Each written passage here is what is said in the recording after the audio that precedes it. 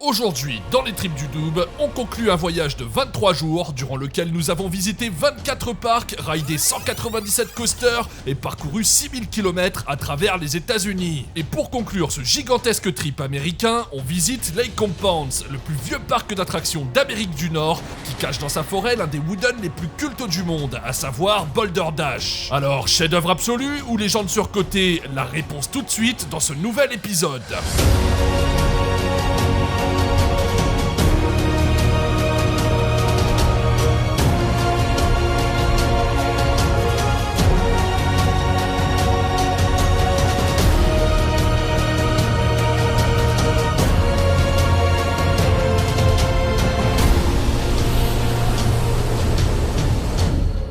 Aujourd'hui les petits potes, on se retrouve pour parler du tout dernier parc de notre trip américain, à savoir Lake Compounce.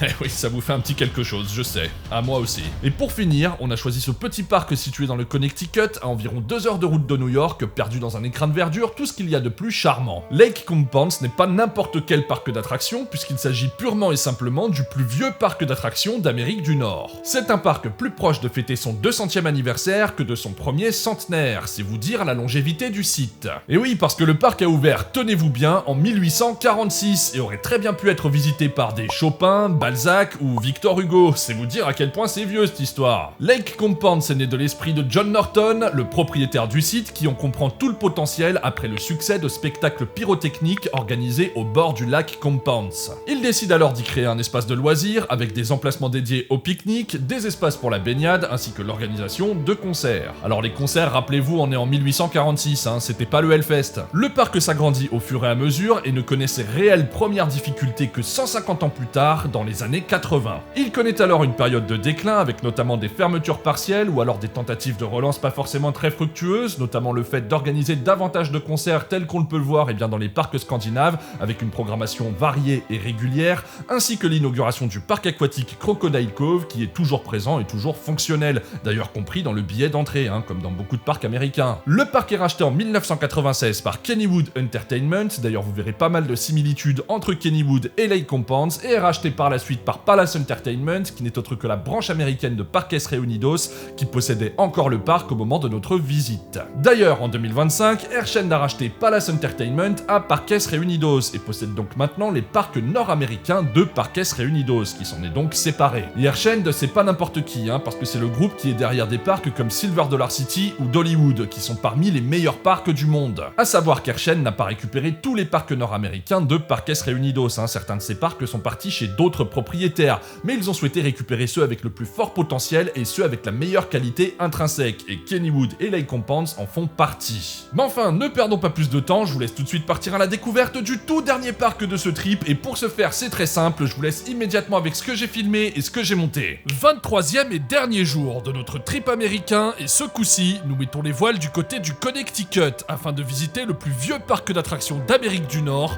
j'ai nommé Lake Compounce. Au programme aujourd'hui, 5 crédits qu'il faudra créditer sans trop perdre de temps, étant donné que nous n'avons que 3 heures sur place avant de quitter le parc pour prendre la direction de l'aéroport. Et de fait, on n'a pas choisi de finir sur un parc comportant une quinzaine de crédits, parce qu'on aurait eu un peu de mal à rentrer tout ça dans le planning, mais sur un petit parc régional qui colle parfaitement à notre timing serré du jour. Au moment de notre visite, Lake Compounce est détenu et opéré par Palace Entertainment, à savoir la branche américaine de Parques Reunidos, qui détient également un autre parc que nous avons visité durant ce trip, j'ai nommé Kennywood. Et vous trouverez de ce fait pas mal de points communs entre Kennywood et Lake Compounce, notamment dans son architecture, dans le fait que le parc possède un charme suranné, ou encore dans le fait qu'il soit parfaitement entretenu et agréable à arpenter. À Lake Compounce, on rajoute aussi un très joli cadre verdoyant, le parc étant construit au pied d'une montagne toute de roches et de bois vêtus, ainsi qu'en bordure d'un lac qui donne son nom au parc, le lac Compounce. Bref, on retrouve ici beaucoup des ingrédients qui font que Kennywood nous avait tant plu. Maintenant, reste plus qu'à savoir si, comme à Kennywood, le parc saura nous proposer des attractions de qualité. Puis tiens, le parc possède également un point commun avec un autre petit parc qu'on apprécie beaucoup en ses murs, à savoir Frepertui City, étant donné que celui-ci est construit tout en longueur, au pied d'une montagne dont il épouse les aspérités, exactement comme peut le faire le parc vosgien. Et alors, si on a choisi de venir à Lake Compounce, c'est bien parce qu'on a un coaster en ligne de mire, un coaster qu'on est particulièrement curieux de pouvoir essayer et qui me fait de l'œil depuis une bonne quinzaine d'années. Et ce grand 8, c'est Boulder Dash, un terrain wooden coaster conçu par CCI et ouvert en l'an 2000.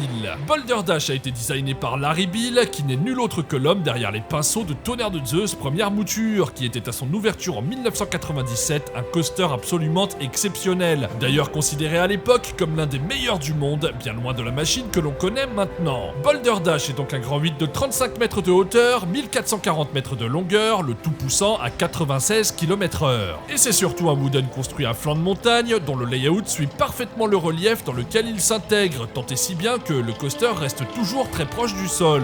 Cette montagne est notamment habillée non seulement par des arbres, mais aussi par des rochers le long desquels serpente le circuit de Boulder Dash. Ah ça, pour du terrain coaster, c'est du terrain coaster, d'autant plus impressionnant compte tenu de la longueur de ce grand 8 qui fait, je le rappelle, 1440 mètres. Un tracé qui est en grande partie invisible, caché dans la forêt, ce qui rend difficile toute possibilité d'anticipation des éléments et qui rend ce coaster d'autant plus intéressant. Allez, pas de temps à perdre, entrons donc dans la file d'attente de Boulder Dash afin d'aller voir ce que la bête a dans le ventre, et je vous avoue que je n'entre pas dans cette file sans ressentir une certaine excitation avant d'aller tester tout ça. Bah ouais, parce que Boulder Dash est quand même précédé par son excellente réputation, quoi. L'occasion de voir d'ailleurs que Boulder Dash est un coaster qui a connu et qui connaît toujours une certaine renommée parmi les passionnés, étant donné que celui-ci a régulièrement obtenu la première place aux Golden Ticket Awards.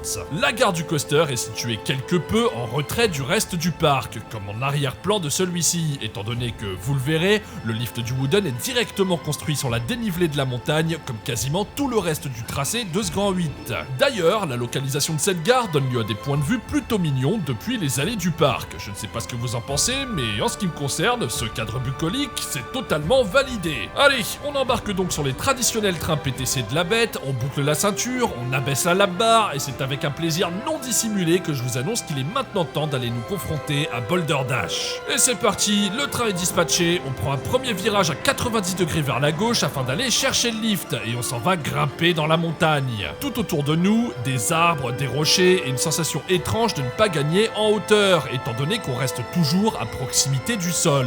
Et oui, parce qu'avec une telle dénivelée, eh bien le sol, il grimpe avec nous. Pourtant, on monte aussi haut que sur Goudurix, pour vous donner une idée. Le train va donc se perdre dans la forêt, niché en haut de sa montagne, et une fois au sommet du lift, prend un virage qui le mènera vers la première descente du circuit. La descente en elle-même ne va pas être bien méchante, mais va donner une inertie monstrueuse au train qui lui permettra de tracer de façon insensée tout au long du circuit, et donc jusqu'aux freins finaux. La particularité de Boulder Dash, en plus d'être situé en pleine forêt, c'est que celui-ci n'incline que très peu ses virages, provoquant donc des jets latéraux très prononcés qui vous feront valser à droite à gauche avec une force qui vous prendra systématiquement par surprise. Et surtout, bordel, mais qu'est-ce qu'il trace ce train? On ne perd pas du tout en vitesse tout du long, et au contraire, le circuit est conçu de telle manière qu'on a la sensation que le train ne fait qu'accélérer. On fonce en pleine forêt, en frôlant absolument tout ce qui peut être frôlé, végétaux comme minéraux, on dévale les drops qu'on ne voit arriver qu'au dernier moment tant il est impossible d'anticiper quoi que ce soit, et le parcours se compose en grande partie de boss qui, sans procurer les airtime Del Toro, permettront quand même de profiter de jets négatifs tout à fait appréciables. Et croyez-moi, le fait de traverser la forêt à cette vitesse de malade, c'est vraiment un truc insensé, parce que je connais pas un seul coaster de cet acabit qui s'autorise une telle proximité avec la végétation. Ah là, avec Boulder Dash, je peux vous dire que vous allez en avoir pour votre argent, parce qu'entre les jets latéraux très puissants sans être désagréables, les boss qui envoient une bonne dose de jets négatifs, la longueur de l'ensemble, le cadre complètement fou et le rythme effréné de la bestiole qui ne vous ménagera pas jusqu'aux freins finaux, ça vaut clairement son pesant de cacahuètes. Et en cela, on pourrait même rapprocher Boulder Dash de Voyage à Holiday World, notamment dans son côté rodéo. Et justement, autant sur Voyage on avait trouvé le moyen de dompter la bête, autant sur Boulder Dash on a été un peu démunis. Parce qu'on ne va pas se le cacher, mais le coaster est brutal.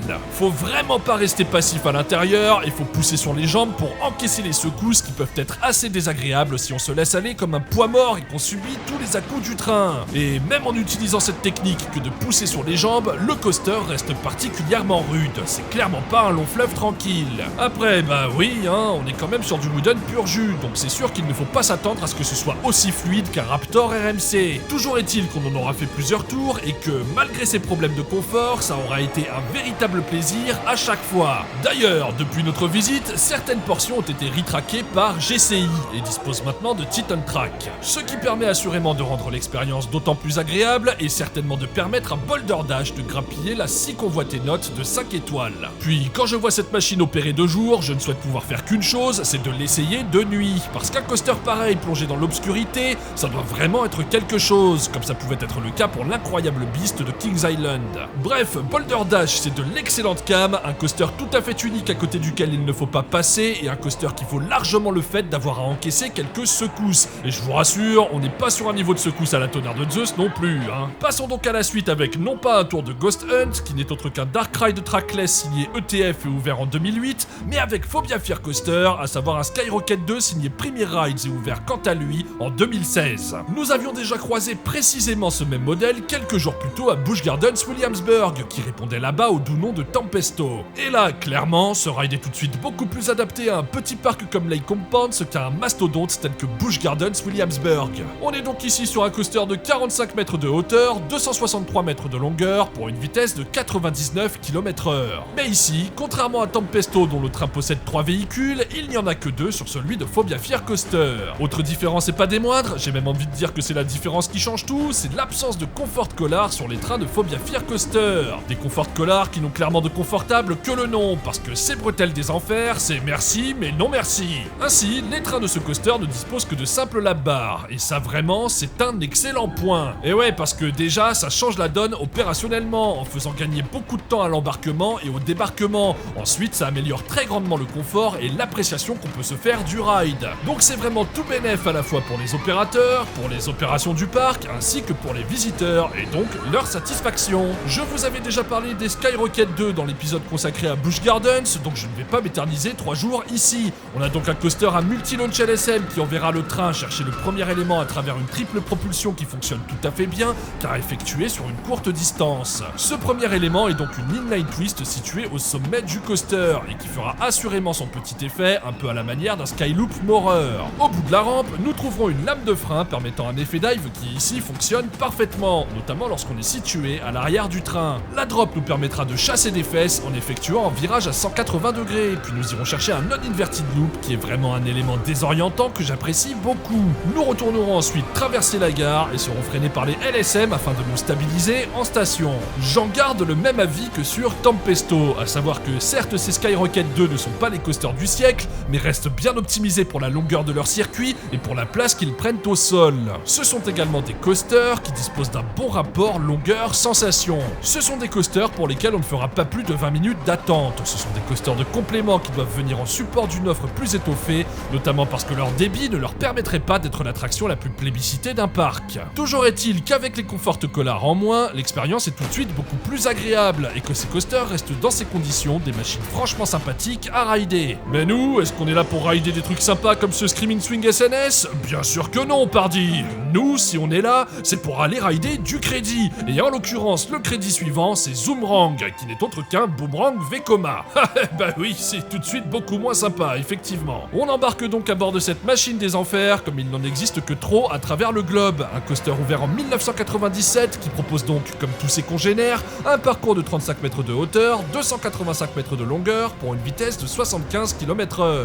Et surtout, cette machine propose un parcours absolument indigeste avec un Cobra Roll extrêmement mal dosé qui envoie une dose totalement illégale de baffe en entrée et en sortie, ainsi qu'un loop qui servira à achever vos pauvres cervicales si tant est qu'il en reste encore quelque chose à ce moment-là. Et comme si ça ne suffisait pas, après la marche avant, vous aurez le grand bonheur de pouvoir refaire cette merde, mais ce coup-ci en marche arrière. Donc là, bah, c'est rebelote pour tous les désagréments subis pendant la marche avant, mais en pire, avec une sensation d'écrasement très désagréable qui accompagne toutes les torgnoles et autres joyeusetés que ce coaster a à nous proposer. Total de l'affaire, c'est de la merde, mais j'ai aussi envie de vous dire que ça fait encore un boomerang de plus en moins à faire, et ça, c'est bien la seule bonne nouvelle de tout ce bordel. Bon, qu'est-ce qu'on va faire pour se calmer, Dubik? Un petit tour de grande roue? Oui, bon, bah, c'est bien gentil, mais je suis quand même pas contre un truc un petit peu plus corsé. Quand bien même la vue de là-haut doit être très jolie, je vous le concède. Non, c'est pareil, pour ce carrousel, je vais lui faire un limbago à ce pauvre cheval si je monte dessus, faut savoir être raisonnable. Par contre, celui qui ne risquera pas de se choper un limbago, c'est bien le train de ce Kiddy Coaster très sobrement nommé Kiddy Coaster. Il s'agit là du même modèle de kiddie signé Molina & Sons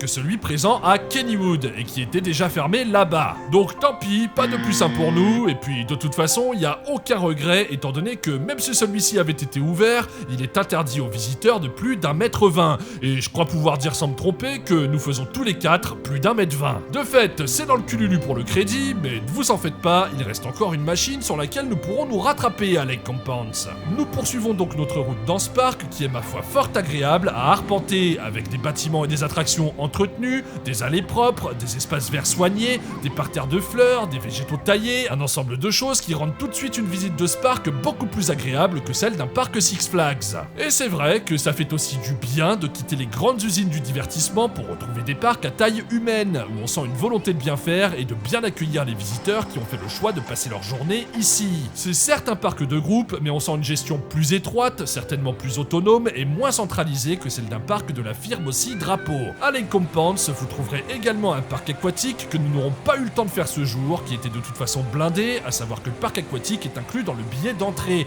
comme c'est souvent le cas aux États-Unis. Et alors là, messieurs, dames, je vous prie s'il vous plaît de vous lever solennellement, de placer votre main sur le cœur et de réserver un accueil plein de déférence au prochain crédit, qui ne sera nul autre que le 197e et tout dernier crédit du trip. Ah bah oui, ça vous fait un petit quelque chose, hein. Eh bien sachez qu'à nous aussi, parce que des crédits, on en aura eu un sacré paquet pendant ce trip, et vraiment pas que des bouses, donc là, vous pouvez me croire que le moment est chargé en émotions. 197 coasters en 3 semaines, quoi. Bordel, on n'aura pas chômé. Et dire qu'on était à 2 doigts de pouvoir dire qu'on en avait fait 200. Mais bon, 197, c'est déjà vraiment très bien. Et pour clôturer cette incroyable aventure qui aura amené 4 potes à arpenter les États-Unis pour les rider des machines toutes plus folles les unes que les autres, nous aurons droit à Wildcat, un wooden PTC ouvert en 1927 avec un parcours haut de 25 mètres, long de 837 mètres, le tout atteignant la vitesse de 77 km/h. Vous remarquerez que ce coaster possède des trains de type Millennium Flyers conçus par GCI, et vous apprendrez certainement que ce ride a subi un retracking entre les saisons 2016 et 2017, un retracking dispensé par les Canadiens de Martin et Vleminx. En tout cas, le coaster habille parfaitement l'entrée du parc avec un côté vintage qui n'est pas sans me déplaire et qui donne tout de suite beaucoup de cachet à l'ensemble. Allez, embarquons donc sur Wildcat à bord de ces trains qui ressemblent à s'y méprendre à la garde-robe d'une vieille cougar et partons sans plus tarder à l'assaut du tout dernier crédit du trip. Oh là là, je vous jure, j'ai les poils qui s'hérissent. On s'en va donc grimper ce lift de 25 mètres de hauteur, non sans ressentir une émotion intense, et une fois au sommet, nous dégringolons le long de la première drop. Et là, la première question qui nous vient à l'esprit, elle est très simple, à savoir, mais qu'est-ce que c'est que cet enfer? Il a vraiment été retraqué ce coaster ou quoi? On lui doit de l'argent pour qu'il nous maltraite comme ça? Non, parce que là, c'est une véritable agression que l'on subit, hein, c'est pas une simple réprimande. Le niveau de secousse de ce coaster est absolument intolérable, un truc à faire passer tonnerre de Zeus pour un enfant de cœur. Ça saccade de manière très vive, de manière brutale, comme si les trains n'étaient absolument pas prévus pour ce parcours, et comme si les roues menaçaient de se faire la malle lors de chaque nouvelle transition. Ah là, je vais pas vous mentir, on avait qu'une hâte, c'était que ça s'arrête, Wildcat faisant clairement partie de ces coasters qui, une fois crédités, ne nous reverront jamais, parce qu'on n'y prend aucun plaisir et on ne fait rien d'autre que subir. Wildcat, c'est bien simple, c'est sans trop de problèmes dans le top 10 des pires coasters qu'on a ridé pendant ce trip, mais aussi dans le top 10 des pires coasters que j'ai fait de ma vie. Ah bah ça, une chose est sûre, c'est que après l'infâme Wildcat ridé à Hershey Park, il ne fait pas bon pour un coaster de s'appeler Wildcat. Et on peut donc le dire, oui, le dernier crédit de ce trip aura été une lamentable bouse. Allez, ce coaster, ça dégage très fort aux confins des ténèbres, même s'il faut que je vous précise que Wildcat a fermé durant toute la saison 2023 afin d'être en grande partie retraqué, mais ce coup-ci par Gravity Group. On imagine donc que l'expérience a été améliorée, mais bon, avec Gravity Group, ça ne va certainement pas durer. Et nous, en l'état, on laissera tomber cette innommable saloperie dans les tréfonds de notre mémoire, histoire d'oublier quel atroce moment a pu être notre ride sur cette bête. Ah bah, en termes de wooden de qualité, dans ce parc, vous faites quand même le grand écart, parce qu'entre Boulder Dash et Wildcat, je peux vous dire que ça vous aide à séparer le bon grain de l'ivraie. Et c'est après quelques derniers tours du très chouette Boulder Dash que s'est terminée notre courte visite de Lake Compounce. Un bilan sur le parc, Dubik? Mais oui, avec plaisir. Nous avons passé un bon moment à Lake Compounce, tant et si bien que nous n'aurions pas été contre le fait de rester plus longtemps, parce que même si le site ne regorge pas d'attractions comme certains autres mastodontes qu'on a pu faire précédemment, il y règne une ambiance chaleureuse et familiale dont on aime à profiter lorsqu'on visite un parc. Les opérations sont bonnes, le parc est entretenu, fleuri, joli, verdoyant, propre, le cadre naturel est un vrai atout étant donné que le parc est construit en bordure de lac et à flanc de montagne, et il s'y trouve un wooden qui mérite à lui seul la visite de Lake Compounce, à savoir Wildcat. Non, je déconne, Boulder Dash bien évidemment. Alors attention, inutile de prévoir une journée complète dans ce parc, car même si vous combinez avec le parc aquatique, Lake Compounce n'est pas très grand et se visite en une après-midi sans trop forcer. Certaines attractions sont un peu vieillissantes, mais force est de constater que le parc met les moyens pour les entretenir. J'en veux pour preuve les récents retracking de Wildcat et de Boulder Dash. Il se dégage de ce parc une atmosphère tantôt bucolique, tantôt vintage, qui donne un vrai charme à ce site qui nous aura vraiment rappelé Kennywood, et ça c'est clairement un bon point. C'est un parc relaxant dans lequel vous ne ferez certes pas la course au crédit, mais c'est un très bon endroit pour faire une étape plus tranquille, plus ressourçante, sans oublier le fait, et je le redis, qu'on y trouve le très chouette Boulder Dash qui vaut clairement d'y faire un détour.